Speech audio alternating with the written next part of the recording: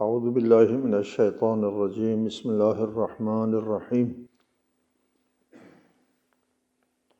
الحمد للہ رب العالمین والصلاة والسلام علی اشرف الانبیاء والمرسلین وآلہ الطیبین الطاہرین. اعوذ باللہ من الشیطان الرجیم قال فرعون وما رب العالمین قال رب السماوات والأرض وما بينهما إن كنتم موقنين. حضرت موسیٰ کا دربار فرعون میں حاضر ہونے کا ذکر ہے. اللہ تعالیٰ کی طرف سے حضرت موسیٰ کو یہ حکم ملا تھا کہ فرعون کے پاس جاؤ اور اس سے کہو. پچھلے آیات میں اس کا ذکر آیا. رب العالمین کے رسول ہیں ہم. یہ سن کے فرعون نے کہا وما رب العالمین. رب العالمین ہوتا کیا ہے؟ فرعون کے اس میں ان کے کلچر میں، ان کی ثقافت، ان کے عقائد و نظریات میں رب العالمین ایک نامانوس اصطلاح کہ اس سے پہلے کبھی سننے میں نہیں آیا. موسیٰ فرعون کے پاس جب یہ فرما رہے تھے کہ میں رب العالمین کا رسول ہوں، تو یہ عالمین کا رب کہنا فرعون کے لیے بہت بڑا چیلنج تھا. صرف مذہبی بنیاد پر نہیں، سیاسی بنیاد پر بھی. یہ رب العالمین کا رسول ہوں کہنا اس کی بادشاہت کے لیے ایک چیلنج بھی تھا. وہ کیسے؟ وہ لوگ بہت سے ارباب کے قائل تھے اور سورج کو اقتدار اور سلطنت کا رب مانتے تھے. سلطنت اور اقتدار کا رب ہر موضوع کے لیے ایک الگ رب ہے. بارش کا الگ رب ہے، روزی دینے والا الگ رب ہے، اور فتح و نصرت کا الگ رب ہے. مشرکین کے پاس قدیم سے مختلف سے ارباب چلے آ رہے ہیں. موسیٰ کے زمانے میں اقتدار اور سلطنت کا رب سورج تھا. اس کو وہ رع کہتے تھے، رع. اور بادشاہ جو فرعون جو ہوتا ہے، فراعنہ ان کے اس کا نام ہوتا ہے، حکمرانوں کا نام ہے، شخص کا نام نہیں. فراعنہ کا یہ نظریہ تھا کہ فرعون جو ہوتا ہے، زمین میں سلطنت کا جو مالک ہوتا ہے، وہ رب سلطنت سورج کا زمین پر نمائندہ ہوتا ہے. سورج رب رع کا زمین پر نمائندہ ہوتا ہے، کیونکہ رع جو ہے وہ سلطنت کا مالک ہے، رب سلطنت ہے، اور یہ اس کا نمائندہ ہے زمین پر. اور وہ معبود اسی حوالے سے کہتے تھے کہ یہ جو معبود رب ہے، رب سورج، اس کا زمین پہ میں نمائندہ ہوں، لہٰذا میں معبود کا نمائندہ معبود ہوں. کہا تھا فرعون نے کہ میرے علاوہ کسی کو معبود بنایا تو دھمکی دی تھی حضرت موسیٰ کو.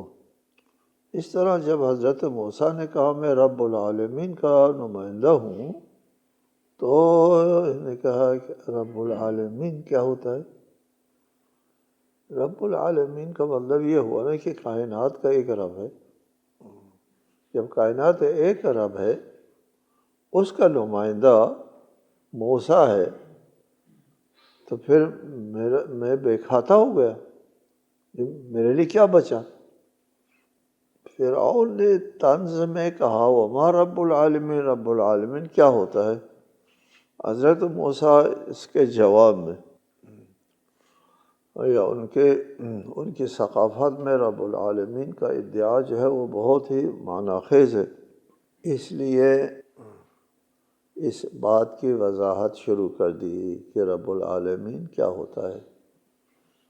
فرمایا رب العالمین ہوتا ہے رب السماوات والارض وما بینہما، عالمین سماوات والارض، کل کائنات عبارت ہے سماوات والارض وما بینہما سے، یہ ہے عالمین، ان سب کا رب ہے۔ اس کی اس تشریح میں سماوات آ گیا، آسمان اور آسمان میں موجود جو ہے سورج وغیرہ بھی آ گئے، ان سب کا رب، ان سب کا رب ہے، آسمان اور زمین اور وما بینہما کا رب ہے۔ اگر تم کو یقین آتا ہے، پتہ تھا، ان کو یقین نہیں آئے گا، ان کے مسلمات کے خلاف ہے۔ حضرت موسیٰ کے اس جواب کو سن کے مسلمات کے خلاف جواب ہے، یہ جواب ایک مضحکہ ہے۔ رب السماوات والارض وما بینہما، پورے کائنات آسمان و زمین سب کا رب ہے وہ۔ اپنے جو درباری ہوتے ہیں نا وہاں، ان سے کہا سنو کیا بات کرتا ہے یہ، اس کو تمسخر میں لے لیا۔ قال لمن حولہ الا تستمعون، جی فرعون نے اپنے ارد گرد کے درباریوں سے کہا کیا تم سنتے نہیں ہو یہ کیا کہتا ہے؟ ان کے لیے نہایت نئی بات تھی، مذاق اڑایا اس کا، سنتے نہیں ہو کیا کہتا ہے، یعنی ایک عجوبہ ہے، ایک ناقابل قبول بات ہے۔ جب فرعون نے حضرت موسیٰ کے اس جواب کو، رب العالمین کی وضاحت کو محسوس انداز میں، پہلے رب العالمین کہہ دیا، بعد میں عالمین کی تشریح کر کے زیادہ محسوس کر دیا، عالمین یعنی آسمان زمین اور ما بینہما کا رب، جی حضرت موسیٰ مزید وضاحت کی طرف آتے ہیں۔ یہ ہمیشہ معلوم ہوتا ہے انسان کے لیے کہ انسان محسوس پرست ہوتا ہے، انسان محسوسات کو سمجھتے ہیں اور معقولات کو محسوسات کی روشنی میں سمجھتے ہیں۔ اس لیے حضرت موسیٰ نے محسوسات کے ذریعے رب کی تعریف کی، آسمان و زمین کے ذریعے رب کی تعریف کی، پہلے سے کچھ زیادہ نزدیک آ گیا محسوس چیز کو پیش کر کے۔ اس نے اس کا بھی مذاق اڑایا تو حضرت موسیٰ نے اور مزید محسوس طریقے سے رب کو سمجھایا، آسمانوں اور زمین کا رب۔ دیکھو یہ کیا کہتا ہے، فرمایا قال ربکم و رب آبائکم الاولین، مزید وضاحت میں آگے، محسوس میں آگے، تمہارے اور تمہارے آباء و اجداد کا رب، اور آسمان و زمین کا رب جو ہے، عالمین کا رب جو ہے وہ تمہارا رب ہے، تمہارا آباء و اجداد کا رب ہے، تمام انسانوں کا رب ہے۔ یہ اب براہ راست حملہ ہو گیا، پہلے عالمین کے حوالے سے، پھر آسمان و زمین کے حوالے سے، پھر اس کے آباء و اجداد کے حوالے سے، اور مزید محسوس ملموس طریقے سے حضرت موسیٰ نے اس کے اوپر وار کیا۔ یہ میں جس رب کی طرف سے آیا ہوں وہ خود تمہارا رب ہے، تمہارے باپ دادا کا رب ہے۔ وہ کہتے ہیں ہمارے باپ دادا کا رب تو وہ ہے، یہ سورج ہے اور دیگر چیزیں رب ہے۔ یہاں پہ حضرت موسیٰ نے صرف فرعون کا نام نہیں لیا، آباء و اجداد کا بھی نام لیا۔ حضرت موسیٰ نے صرف یہ نہیں کہا کہ تمہاری حکومت غیر قانونی ہے، ناجائز ہے، بلکہ یہ کہہ دیا تمہارے باپ دادا کی حکومت بھی ناجائز حکومت ہے، تم ظالم حکمراں ہو۔ ربکم و رب آبائکم، تمہارے آباء و اجداد نے بھی جو حکومت کی ہے، اس عنوان سے کہ وہ رب کا نمائندہ ہے۔ اس جواب میں حضرت موسیٰ نے فرعون کے نہیں صرف بلکہ اس کے آبا و اجداد کی حکومت کو بھی چیلنج کر دیا کہ یہ سب غیر قانونی ہے۔ یہ جواب سن کے فرعون اور حواس باختہ ہوئے، کیا مطلب کہ میرا رب اور میرے آبا و اجداد کا رب، یعنی کہ بادشاہت کو جب چیلنج کیا تو اور حواس باختہ ہو گیا۔ قال ان رسولکم الذی ارسل الیکم لمجنون، اور کوئی بات تو نہیں ہوتی کہ تمہاری طرف جو رسول بھیجا گیا ہے وہ تو دیوانہ ہے۔ اس قسم کی باتیں دیوانہ لوگ کرتے ہیں۔ جو لوگ قدرت اور اقتدار میں ہوتے ہیں، جن کے ہاتھ میں طاقت ہوتی ہے، وہ ہمیشہ منطق کی طرف نہیں آتے، چونکہ منطق ان کے خلاف جاتی ہے۔ وہ اس قسم کے حربے استعمال کرتے ہیں، وہ مجنون ہے۔ ہمارے رسول کے لیے بھی کہا یہ مجنون ہے، انہوں نے کہا اس میں جنون کے کوئی آثار نہیں ہیں، کہا یہ شاعر ہے، یہ جو باتیں کرتا ہے یہ شعر بھی نہیں ہے۔ اور بدل کر کے وہ الزام عائد کرتے تھے اسرائیل آپ کے اوپر۔ جب حضرت موسیٰ کو اس نے مجنون کہا تو حضرت موسیٰ کا حملہ اور زیادہ مضبوط ہو جاتا ہے جی، اور فرماتے ہیں قال رب المشرق والمغرب وما بینہما ان کنتم تعقلون۔ بہت نیچے زمین کی جو نظام ارضی ہے اس پر آتے ہیں اور زیادہ محسوس ہے۔ وہ میرا رب ہے، وہ مشرق و مغرب کا رب ہے، وہ ما بینہما کا رب ہے، اگر تمہارے پاس کوئی عقل ہے۔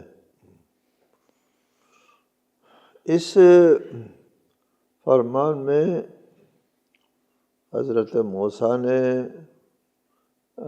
جغرافیائی محسوس ترین علاقوں کو، مشرق و مغرب، ان کو سامنے رکھ کر کے کہا مشرق اور مغرب کا رب ہے۔ حضرت موسیٰ نے عالمین کی تشریح میں آہستہ اس کے ذات پر اور اس کے گرد و پیش تمام چیزوں کے اوپر جو ہے وہ ان سے استدلال فرمایا اور کہا کہ یہ رب، میرا رب جو ہے وہ مشرق اور مغرب کا رب ہے۔ اس میں ایک اشارہ بھی ہے، چونکہ وہ سورج کا نمائندہ کہتا تھا اپنے آپ کو، اور سورج اس کا رب ہے، یہ اس کا نمائندہ رب ہے زمین پر، یہ معبود ہے۔ تو حضرت موسیٰ نے کہا وہ مشرق اور مغرب کا رب ہے، یعنی جس کو تو رب کہتا ہے، سورج یہ وہ جہاں سے طلوع ہوتا ہے، وہ جہاں سے طلوع ہوتا ہے اور جہاں غروب ہوتا ہے، تمہارا سورج جہاں سے نکلتا ہے، جہاں غائب ہوتا ہے، اس کا مالک میرا رب ہے۔ یعنی تیری حکومت، تیری سلطنت جو ہے وہ کس سے مربوط ہے؟ تمہارے عقیدے کے مطابق سورج سے مربوط ہے، اور سورج کا طلوع و غروب میرے رب کے ہاتھ میں ہے، میرا رب اس کے طلوع و غروب کا مالک ہے، اس کا طلوع اور غروب میرے رب کے ہاتھ میں ہے۔ تو یہ اس کے موقف کو، فرعون کے موقف کو درہم برہم کر دیا کہ اچھا تو طلوع و غروب کا جو میرا جو رب ہوتا ہے اس کا طلوع اور غروب تمہارے رب کے ہاتھ میں ہے، ہاں میرے رب کے ہاتھ میں ہے، تو اس کا نمائندہ نہیں ہے، تیرا وہ رب نہیں ہے، تو تیری حکومت جو ہے وہ قانونی نہیں ہے۔ یہاں پر فرعون کے ہاتھ میں کوئی حربہ باقی نہیں رہا۔ پہلے مزاح اڑایا، تمسخر کیا، پھر اس کے بعد کہا یہ دیوانہ ہے۔ جب دیوانہ کی بات کی تو پھر اس کے جواب میں اس کے خدا کے غروب و طلوع کو یہ وہ بنایا، نشانہ بنایا۔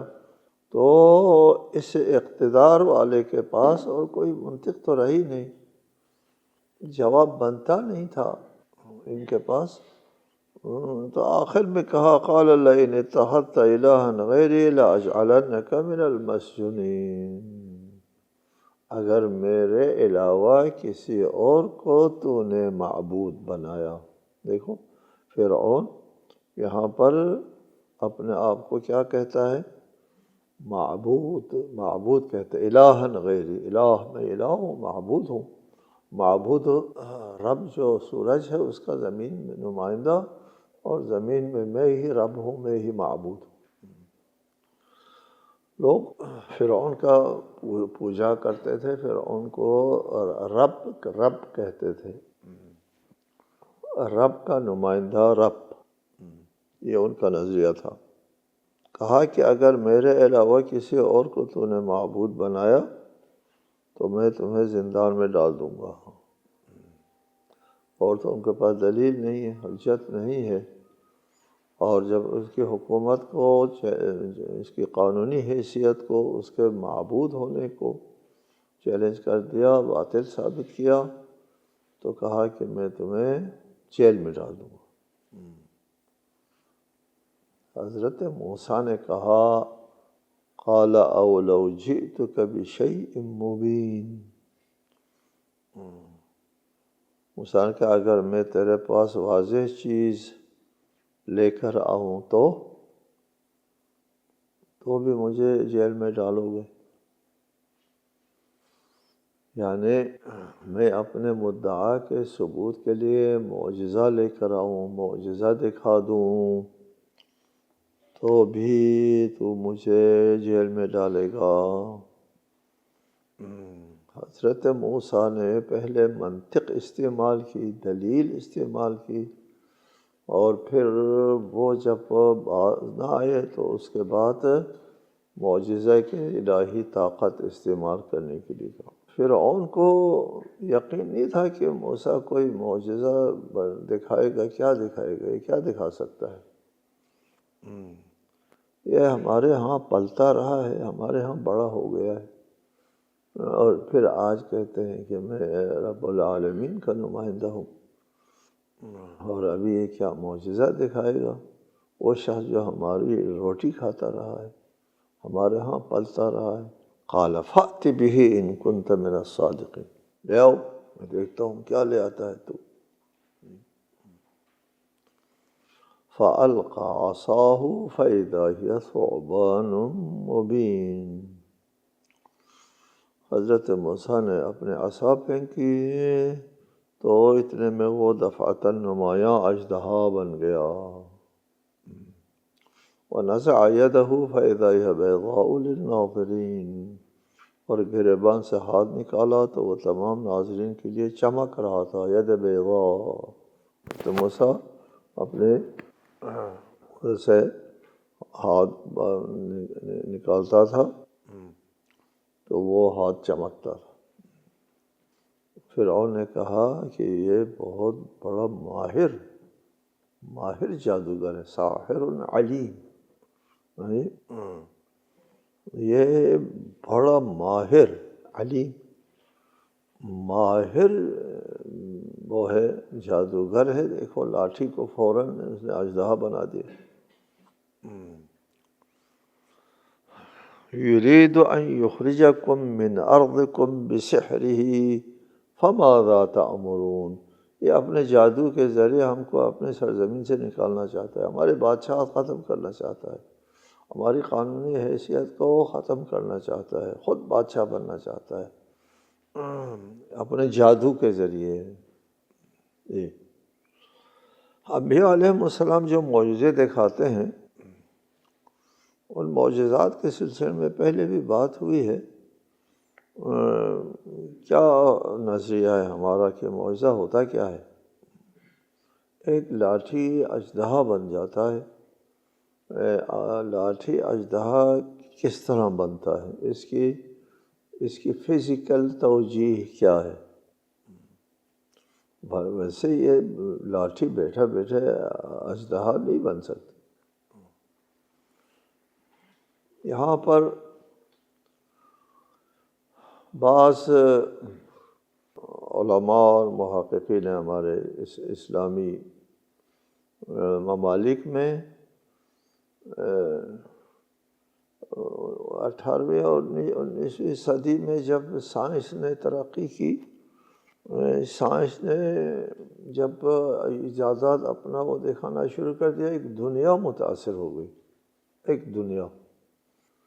بہت سے لوگ جو ہے وہ اس سے متاثر ہو کر کے ملحد ہو گئے، اس لیے کہ مذہب والوں نے سائنسی ایجادات اور انکشافات کی مخالفت کر دی۔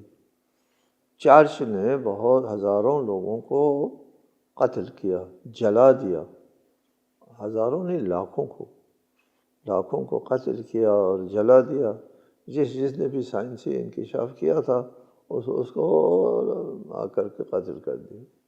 یہی نیوٹن ہے جس نے کشش ثقل کا انکشاف کیا تو اس کو جیل میں ڈالا، اس نے بعد میں توبہ شوبہ کیا کہ نہیں، اور زمین کی حرکت کرنے والا وغیرہ، اور جس نے کہا کہ ہمارے رگوں میں خون دوڑتا ہے، دل خون پمپ کرتا ہے، سب کہا یہ تمام جو ہے وہ ہمارے انجیل کی تعلیمات، تورات کی تعلیمات کے خلاف ہے، مرتد ہے، قتل کر۔ چرچ کی حکومت ہوتی تھی اس زمانے میں، اور یہ بادشاہ جو ہوتے تھے وہ بھی چرچ کے زیر اثر ہوتے تھے، وہ بھی بے بس ہوتے تھے۔ ان لوگوں نے تمام سائنسدانوں کو قتل کیا اور ہر نیا نظریہ پیش کرنے والے کو خلاف دین تشخیص دے کر کے اس کو پھانسی کی سزا دیتے تھے۔ اس وجہ سے لوگ جو ہے وہ بے دین ہونا شروع ہو گئے۔ بعد میں چرچ کی حکومت ختم ہو گئی، انقلاب آ گیا لوگوں کا، اور سائنس اور تجرباتی علوم کی بالادستی ہو گئی، لوگوں نے اکثر مذہب کو چھوڑ دیا۔ اور چونکہ یہ یورپ کی دنیا، مغربی دنیا میں یہ واقعہ پیش آیا، یہ بہت یہاں عجیب غریب واقعات ہیں۔ ادھر مشرقی دنیا مغرب کے میں اندر سائنس اور ٹیکنالوجی کی ترقی سے متاثر تھی۔ مشرقی دنیا یہ بھی متاثر ہو گئی، یہ دنیا بھی، یعنی مسلمان لوگ بھی، اور بہت سے لوگوں نے کہنا شروع کر دیا یہ دین جو ہے وہ فرسودہ ہے، اور ویسے ہے ویسے ہے۔ جبکہ ہم مسلمانوں نے ہم نے کتاب بنائی ہے، اس میں ہم نے بہت لکھا ہے کہ سائنس کی ابتدا مسلمانوں نے کی ہے، بہت سے انکشافات مسلمانوں کی طرف سے ہے، بہت سے علوم جو ہے وہ یہاں سے منتقل ہو گئے ہیں۔ مسلمان سائنسدانوں کی کتابوں کا یہ ترجمہ کئی درجن کتابوں کا، 20 کتابوں کا ترجمہ ہوا، اور سال تک یورپ کی یونیورسٹیوں میں وہ پڑھاتے رہے ان کتابوں کو، اور پھر وہاں روشنی آئی، بینش آئی، اور ادھر انقلاب آیا تو ادھر مشرق والے جو ہے وہ اس کے اثر میں آ گئے۔ دین کمزور جو نہیں ہوا، لیکن اس قسم کے معجزات کی توجیہ شروع کر دی، سائنسی بنیادوں کے اوپر لانا شروع کر دیا، فزیکل توجیہ شروع کر دی سائنس اس کے معجزات کی، مغرب سے متاثر ہو کر کے متاسفانہ، اور کہا کہ وہ اصل میں یہ ہوا تھا، وہ ہوا تھا، کیا ہوا تھا، توجیہات شروع کر دی ہے۔ مثلا ہماری تفسیر ہے المنار تفسیر ہے، محمد عبدہ کے دروس ہے، اور رشید رضا نے لکھی ہے، اچھی کاوش ہے، علمی ہے، بہتر تفسیر ہے، لیکن اس میں وہ اس سے متاثر ہے، مغرب سے متاثر ہیں، اور اس کی وہ کرتے ہیں، توجیہ کرتے ہیں، اپنے عصا کو پتھر پر مارو پھر چشمے پھوٹے، اس کی توجیہ کیا کرتے ہیں؟ کہتے ہیں کہ چل پھر کے تلاش کرو اپنے عصا کو لے کر کے، اور پھر دیکھا اور وہاں بہت سے چشمے جو ہے وہ سامنے آ گئے، یہ نہیں کہ وہ عصا مارنے سے چشمے پھوٹے۔ اس قسم کی تشریح کرتے ہیں کہ وہ جو فرعون غرق ہو گیا تھا، غرق ہوتا سمندر میں غرق ہو گیا تھا، وہ مد جزر کے اس میں آ کر کے غرق ہو گیا، نہ ان کی دریا شق ہو گیا اور اس سے درمیان سے نکل گیا، وہ مد جزر ہوتا تھا اس کے لیے اس میں آ گیا، مد کی ذات میں آ گیا، فرعون والے غرق ہو گئے۔ اس قسم کی توجیہات کرتے ہیں۔ یہ اسی طرح یہ جو عصا ہے، عصا کا اژدہا بننا جو ہے وہ کے لیے بہت مشکل ہوتا ہے، قابل توجہ ہونا۔ ہم کیا نظریہ رکھتے ہیں؟ یہ معجزات جو ہے وہ قوانین طبیعت کو توڑ کر سامنے آتا ہے یا قوانین طبیعت کے تحت سامنے آتا ہے؟ ہمارا عقیدہ یہ ہے کہ معجزہ قوانین طبیعت کے تحت سامنے آتا ہے، لیکن قوانین طبیعت کا جو رائج قانون ہے اس کو توڑتا ہے۔ جی کیا مطلب اس کو توڑتا ہے؟ قانون طبیعت یہ ہے کہ ہر چیز کے علت و سبب ہو، علت و معلول سے خارج نہیں ہے، سبب و مسبب سے خارج نہیں ہے، یہ سبب کے تحت، علت کے تحت معجزہ رونما ہوتا ہے۔ فرق کیا ہے پھر معجزہ اور دیگر معجزوں میں؟ باقی تو سبب علت کے تحت، یہ فرق یہ ہے کہ معجزے کے پیچھے جو علت و سبب ہے وہ باقی لوگوں کے لیے قابل تسخیر نہیں ہے، کہ وہ علت و سبب جو ہے وہ محسوس علت و سبب سے، رائج علت و سبب جو ہوتے ہیں اس سے ماورا ہے۔ یہ ہمارا عقیدہ ہے کہ معجزہ قانون طبیعت سے ہٹ کے نہیں، لیکن وہ طبیعی قانون جو علت و سبب ہے وہ ہر ایک کے لیے قابل تسخیر نہیں ہے، صرف اللہ تعالیٰ کے اذن سے، ارادہ موسیٰ سے وہ قابل تسخیر ہے، تب جا کر کے عصا جو ہے وہ اژدہا بن جاتی ہے۔ السلام علیکم ورحمۃ اللہ وبرکاتہ۔